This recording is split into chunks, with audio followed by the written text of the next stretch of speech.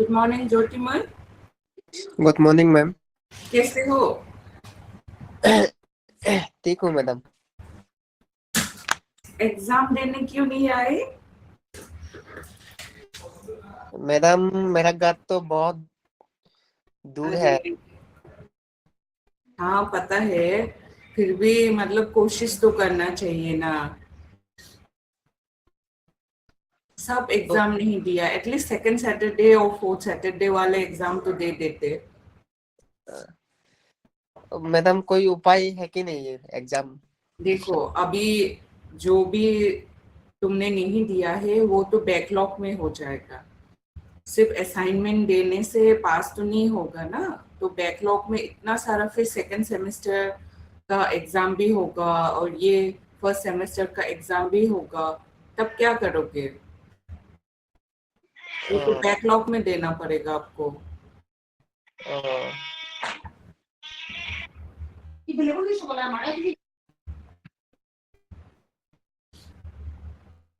अ, अच्छा। At least second Saturday और fourth Saturday वाले देते तो अच्छा रहता ना। एटलीस्ट दो दो सब्जेक्ट ऐसा कम हो जाता।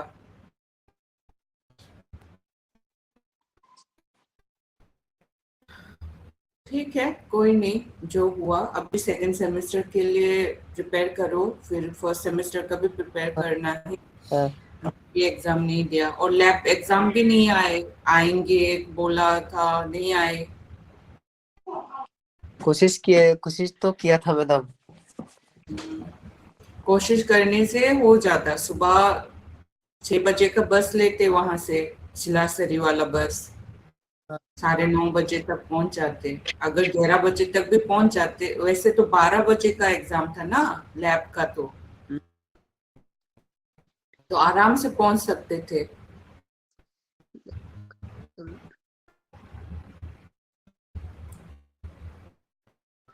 ठीक है। आज हम क्या बोलेंगे, और एक ज्वाइन नहीं किया अभी तक, उसके लिए 5 मिनट वेट करते हैं। सित्तू नामा ने सब एग्जाम दिया है क्या? क्या? सित्तू नामा एग्जाम दिया कि नहीं दिया सब? हाँ दिया। क्यों नहीं दिया होगा, वो सारा एग्जाम दिया। मैं तो तुम्हारे लिए वेट किया, आए भी नहीं। एडमिट कार्ड भी प्रिंट करके रख दिया।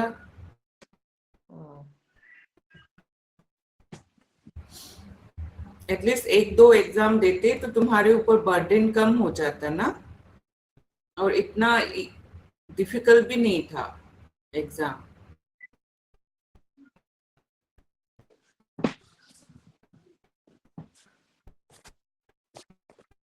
ठीक है, कोशिश कीजिए अभी इस सेमेस्टर के एंड में दोनों, अगर बैकलॉग में भी क्लियर कर सकते हैं तो वो बेटर है। हम्म। आई नो सब वर्किंग है, फिर भी मतलब खुद के लिए भी तो टाइम निकालना पड़ेगा ना। हाँ। हम्म, तो ये हमेशा ध्यान में रखना कि मतलब पढ़ाई के लिए एडमिट हुआ है तो फिर एग्जाम भी दे के पास हो जाओ अच्छे से। हम्म। ठीक है, अभी कौन नहीं आया, वो चिट्टू नामा नहीं आया शायद। अगर नहीं आएंगे तो हम स्टार्ट कर देंगे क्लास। हाँ ठीक है, हाँ। 2 मिनट और वेट करते हैं ना 10:30 तक। हम्म। ठीक है।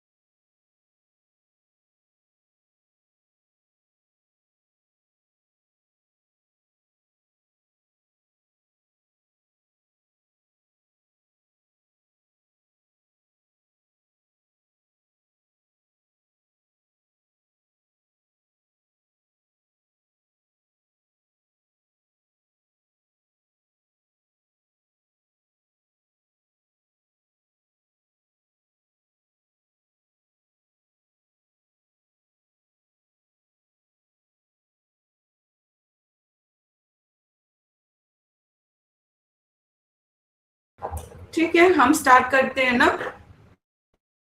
हाँ जी। हाँ, गुड मॉर्निंग फिर से। तो आज हमारा फर्स्ट सब्जेक्ट है system analysis and design. Slide दिख रहा है ना अच्छे से? हाँ हाँ ठीक है। तो सिस्टम एनालिसिस एंड डिजाइन, इसका कोर्स कोड है CSP 1112। अभी सेमेस्टर 2 है, इसलिए 1-2 से स्टार्ट होगा। हर कोड CSP 1211 है। अच्छा अच्छा। और आज का क्लास कंटेंट है ब्लॉक 1 का यूनिट 3। हम तीनों यूनिट कवर करेंगे बिकॉज हमारा इसमें सिलेबस बहुत ज्यादा है, तो हम कोशिश करेंगे कि ये जल्दी खत्म कर सके, है ना। तो इसमें ब्लॉक 1 में system concept and information system environment है ब्लॉक 1 का टॉपिक। यूनिट 1 में है द सिस्टम कॉन्सेप्ट। इसमें क्या क्या आएगा? Definition, characteristic of system, elements of A system, open and close system. और यूनिट 2 में हम कवर करेंगे formal and informal information system, computer based information systems. And unit 3 में जो है management information system, decision support system और general business system.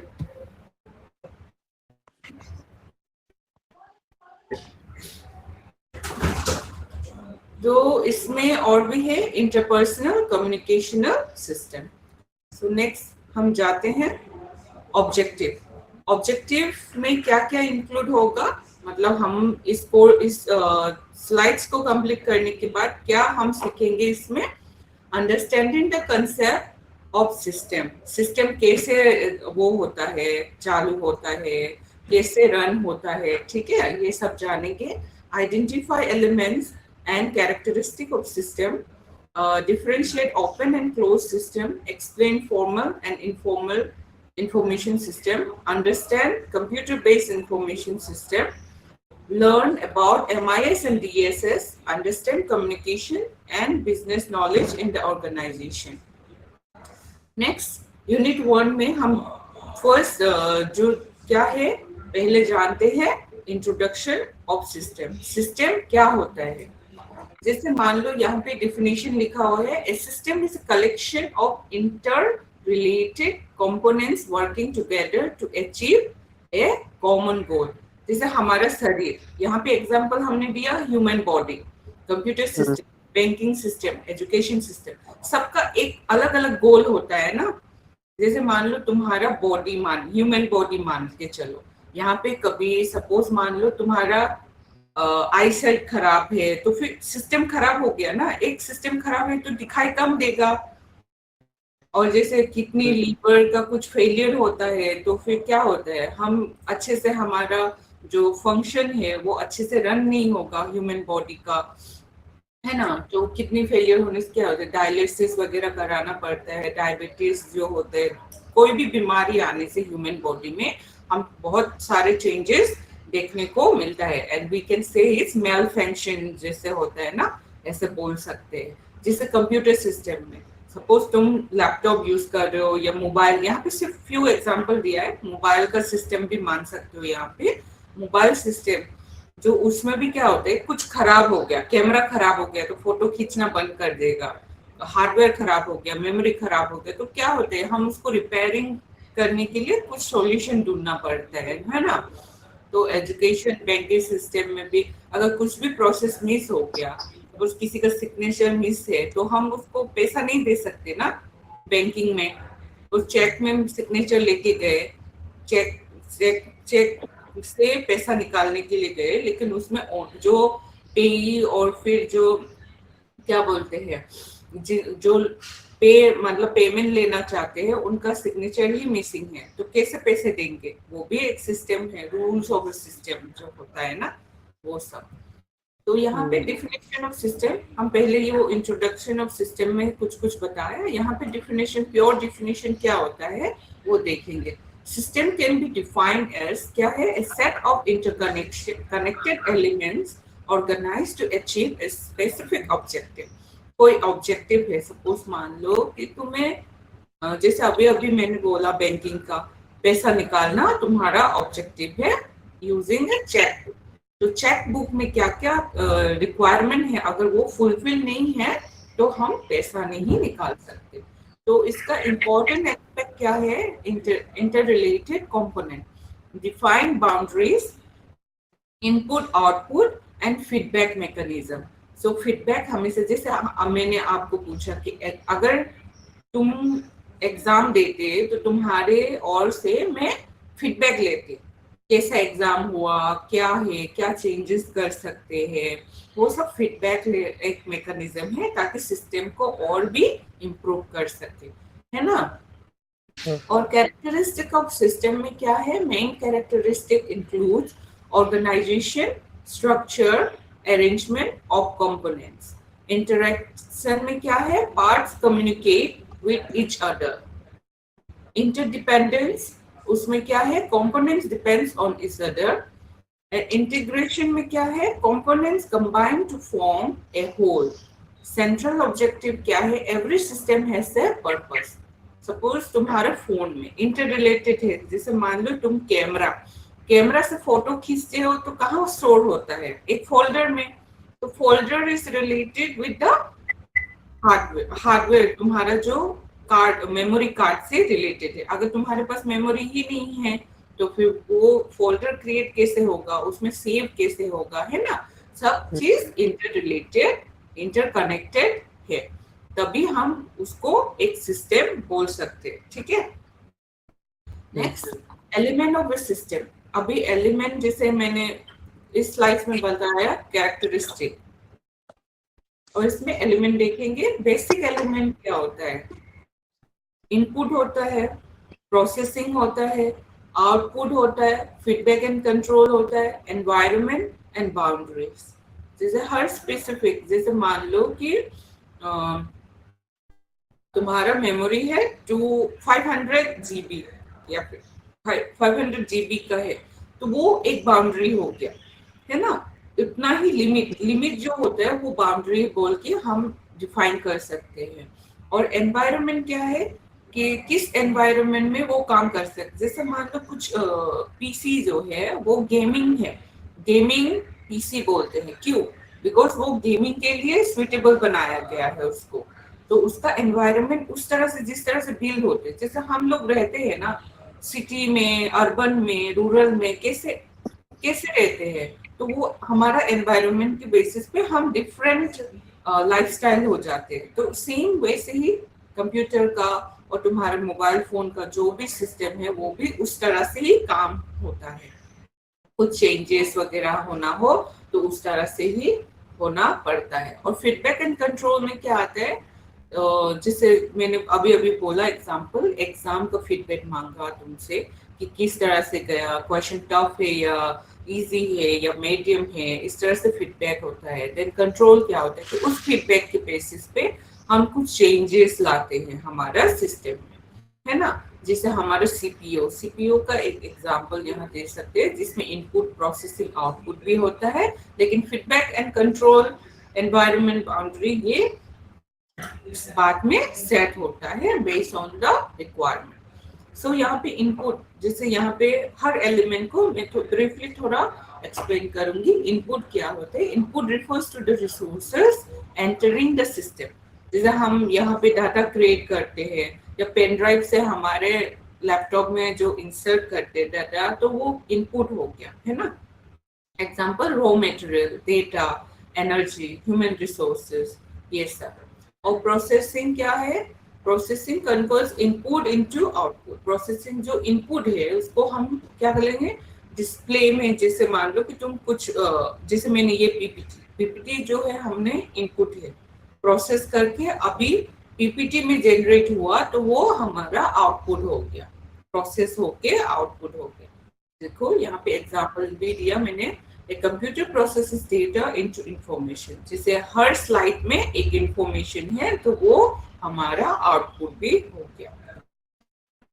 Next continue करते हैं, output. Output is the final result produced by the system. जैसे मैंने अभी अभी बोला, प्रोडक्ट, सर्विस, इंफॉर्मेशन और रिपोर्ट जो है वो हमारा आउटपुट का एग्जांपल है। फीडबैक एंड कंट्रोल, फीडबैक क्या है, information return to adjust system performance.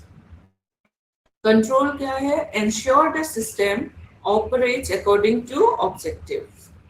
Example, quality control in the production. ठीक है, फीडबैक का भी मैंने पहले ही एक्सप्लेन कर लिया, लेकिन यहाँ पे उसका डिफिनेशन है information return to adjust system performance. तो उसको फीडबैक के तौर पे, जैसे मान लो 3 स्टार मिला, 2 स्टार मिला, ऐसे हम एग्जाम देने जाते हैं तो वो भी एक तरह का फीडबैक ही है। तो उस बेसिस पे हम इम्प्रूवमेंट ला सकते हैं अपना सिस्टम। तो नेक्स्ट है डिफरेंस, जैसे ओपन सिस्टम और क्लोज सिस्टम क्या होता है, ये भी यूनिट 1 का ही एक टॉपिक है। On open system interact with its environment. तो ओपन सिस्टम में क्या होता है? एनवायरनमेंट से इंटरेक्ट होता है। फीचर्स क्या है? Exchanges information and resources, adapt to changes, receive feedback. तो ओपन सिस्टम, जैसे मान लो कि अभी हम ओपन सिस्टम में बात कर रहे हैं, हम डिस्कस कर रहे हैं, अगर तुम्हारा कुछ फीडबैक है, मैम मुझे ये समझ में नहीं आया, तो मैं दोबारा ये आपसे फीडबैक लेके मैं दोबारा एक्सप्लेन करूंगी, ये भी एक ओपन सिस्टम है। और एग्जाम्पल जो है business organization, universities, government institution, जैसे हमारा क्या है यूनिवर्सिटी से, तो इसका भी एक ओपन सिस्टम है, इसलिए ये एग्जाम्पल में दिया है। क्लोज सिस्टम क्या होता है? A closed system does not interact much with the external environment. जैसे हम फैकल्टी और स्टूडेंट जैसे इंटरेक्ट हो रहे हैं ना, क्लोज सिस्टम में वैसे इंटरेक्शन नहीं होगा। तो क्या होगा? Self contain, limited interaction, rare real life, है ना, rare in real life. Example, mechanical clock. Suppose मान लो मैकेनिकल क्लॉक मतलब एक क्लॉक को मान लो, है ना, जैसे घर पे क्लॉक होता है ना, तो वो हमसे इतना इंटरेक्ट नहीं होता, जैसे चलना है वो चलते जाएंगे अंटिल द बैटरी डाइज, है ना, बैटरी खत्म नहीं होगा तब तक चलते रहेंगे। तो ये एक तरह का एग्जाम्पल है क्लोज सिस्टम। ठीक है, हाँ, यहाँ पे थोड़ा बहुत डिफरेंसेस देखेंगे between open and close system में। फीचर्स, इंटरेक्शन, फ्लेक्सिबिलिटी और एग्जाम्पल। तो इंटरेक्शन इन ओपन सिस्टम क्या होते हैं? With the environment. Close system में no interaction. Flexibility in open system, flexible रहता है, और क्लोज सिस्टम में रिजिड रहता है ना।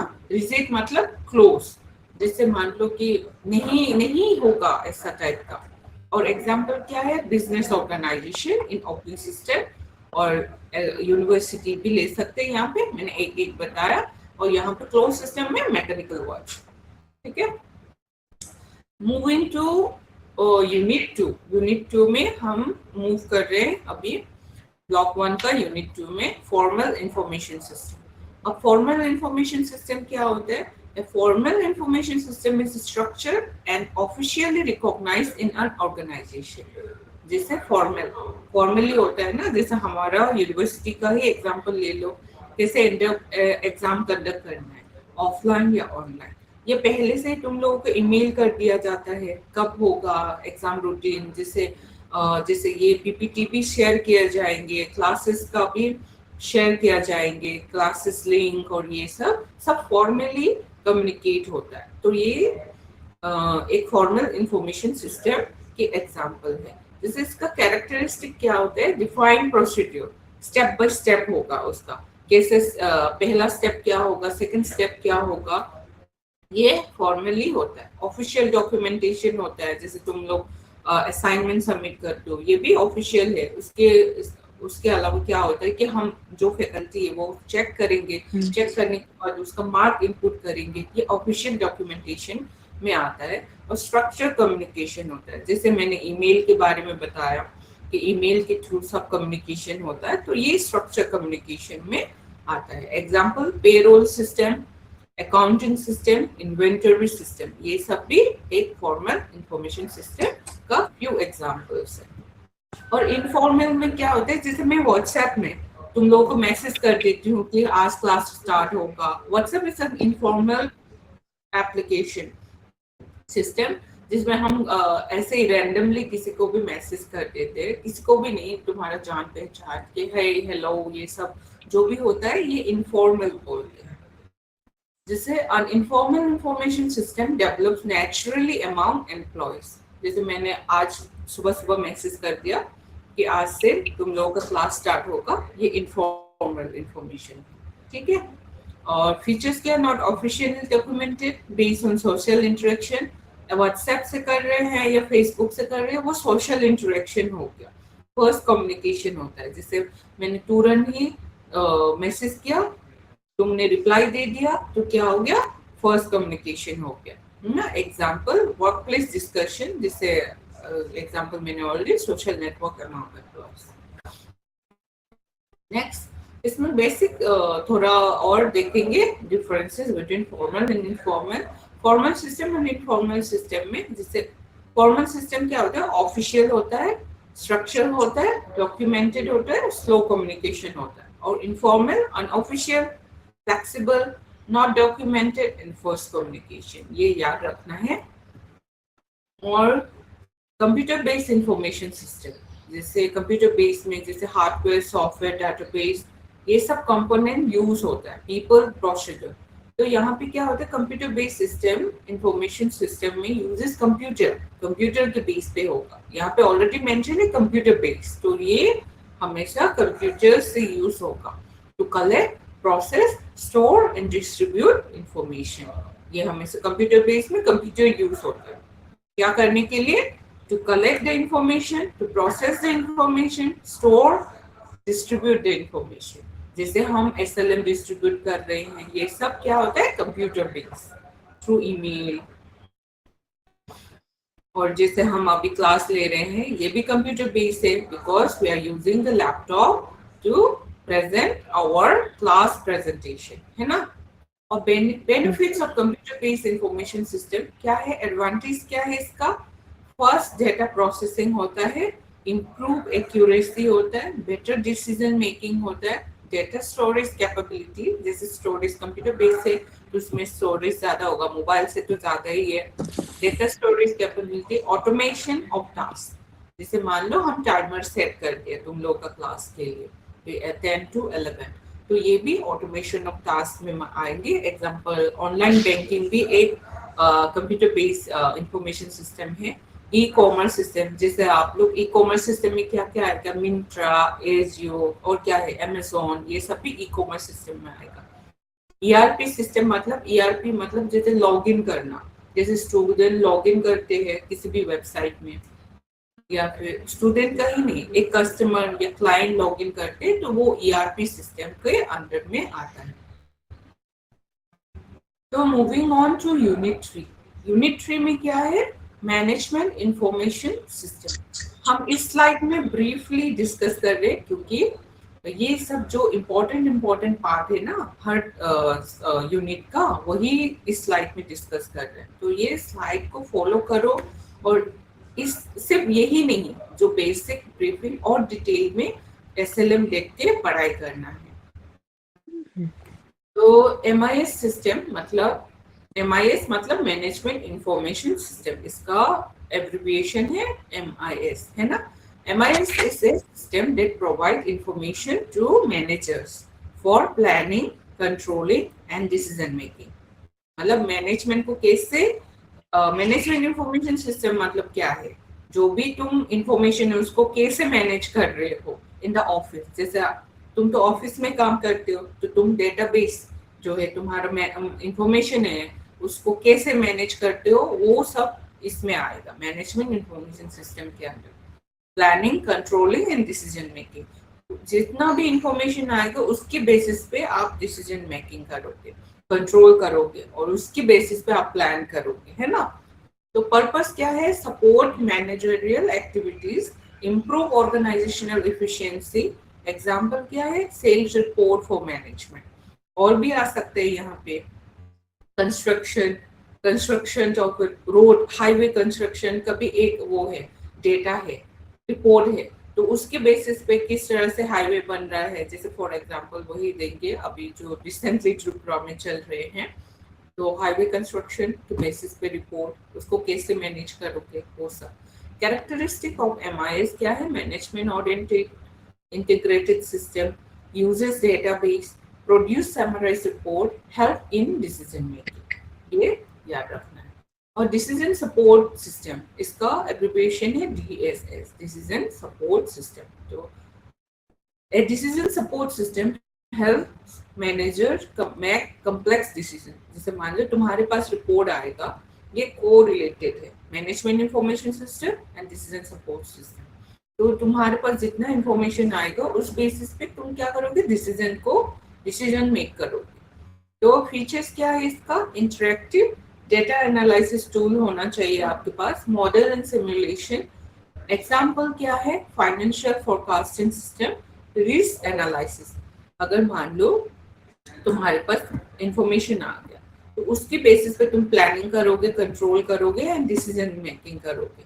तो उस डिसीजन को सपोर्ट करने के लिए क्या क्या चाहिए हमें, डेटा एनालिसिस टूल चाहिए, मॉडल एंड सिमुलेशन चाहिए और इंटरेक्शन चाहिए, जैसे मीटिंग हो गया बिटवीन द इंजीनियर्स। तो ये इंटरेक्शंस हो गया, इंटरेक्शन के बेसिस पे डिसीजन मेकिंग कर सकते हैं। तो difference between MIS and DSS में क्या है, फ्यू डिफरेंसेस है यहाँ पे। MIS रूटीन डिसीजन होता है, स्ट्रक्चर रिपोर्ट्स होता है, यूज बाय मिडल मैनेजर होता है। एंड DSS में क्या है, डिसीजन सपोर्ट सिस्टम में कॉम्प्लेक्स डिसीजन होते हैं, एनालिटिकल टूल्स चाहिए होता है and use by top managers होता है ना, use by middle manager in MIS and use by top manager in DSS। And decision support system में I think this is repeated slides. General business knowledge, इसमें क्या है, manager must understand business knowledge. क्या होता है, manager को समझना चाहिए क्या क्या बिजनेस ऑपरेशन कैसे होता है, मार्केट ट्रेंड क्या है, ऑर्गेनाइजेशनल स्ट्रक्चर क्या है, फाइनेंस एंड मार्केटिंग कैसे चल रहे हैं, बिजनेस स्ट्रेटजीज।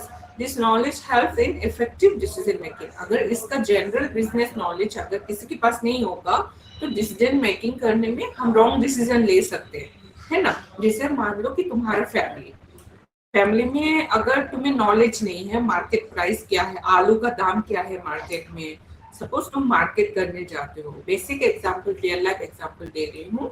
अगर तुम मार्केट करने जाते हो, आप कभी भी मार्केट में नहीं गए हो, फर्स्ट टाइम जा रहे हो, तो आपको जो बेचने वाला है, बिक्री करने वाला बोलता है आलू का दाम 80 रुपए है, तो आप वही मान के चलोगे, because you don't have any knowledge. आपके पास और नॉलेज ही नहीं है कि आलू का दाम मार्केट में कितना चल रहा है, तो आपको लूट लेगा, है ना। ये बेसिक रियल लाइफ का एग्जांपल दे रही हूँ। तो जनरल हमारे पास नॉलेज होना चाहिए ताकि हम decision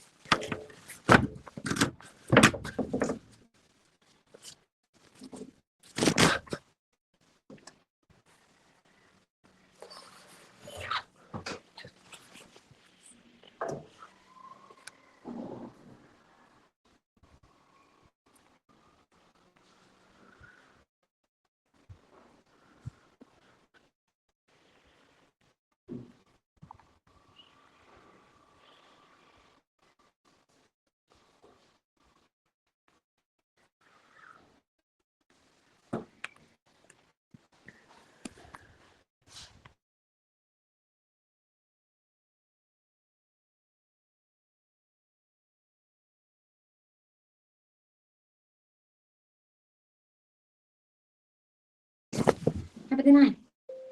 Nhìn đây. Apa thế? Apa thế này? Nói anh này. Suvi ni ha. Ika isa. 너 햄매 무노한네. 바짜네 근데 올라지 뭐.